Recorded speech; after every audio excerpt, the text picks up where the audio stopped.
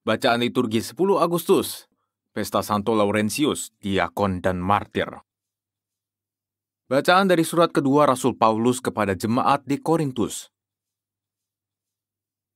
Saudara-saudara, orang yang menabur sedikit akan menuai sedikit pula. Sebaliknya, orang yang menabur banyak akan menuai banyak pula. Hendaklah masing-masing memberikan menurut kerelaan hatinya, jangan dengan sedih hati atau terpaksa. Sebab Allah mengasihi orang yang memberi dengan sukacita, dan Allah sanggup melimpahkan segala kasih karunia kepada kamu, supaya kamu senantiasa berkecukupan di dalam segala sesuatu, malah berkelebihan di dalam pelbagai kebajikan.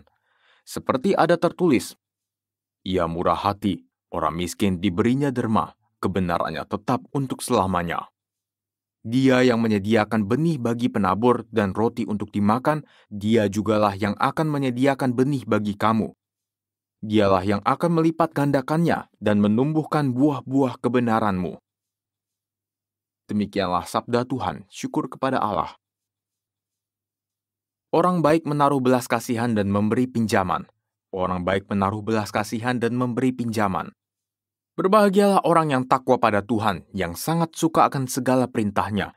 Anak cucunya akan perkasa di bumi, keturunan orang benar akan diberkati. Orang baik menaruh belas kasihan dan memberi pinjaman. Orang baik menaruh belas kasihan dan memberi pinjaman. Ia melakukan segala urusan dengan semestinya. Orang jujur tidak pernah goyah. Ia akan dikenang selama-lamanya. Orang baik menaruh belas kasihan dan memberi pinjaman. Ia tidak takut pada kabar buruk. Hatinya tabah, penuh kepercayaan kepada Tuhan. Hatinya teguh, ia tidak takut, sehingga ia mengalahkan para lawannya. Orang baik menaruh belas kasihan dan memberi pinjaman.